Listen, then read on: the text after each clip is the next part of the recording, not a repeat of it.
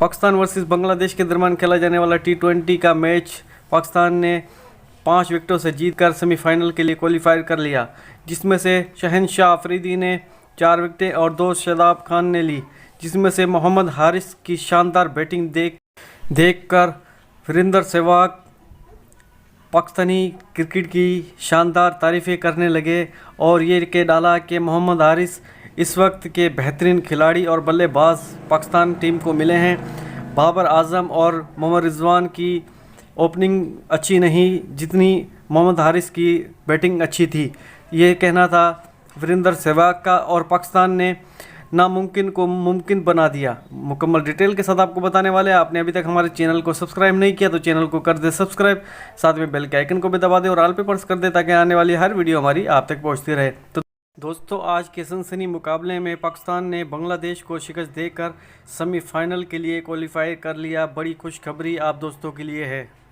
पाकिस्तान की इस जीत को देखकर इंडियन खिलाड़ी मायूस हो गए, क्योंकि उन्होंने बहुत ज़्यादा कोशिश की थी कि पाकिस्तान सेमीफाइनल तक ना पहुँचे, और जब उनको पता चला कि पाकिस्तान की टीम सेमीफाइनल में पहुँच गई है तो बहुत परेशान नज़र आए।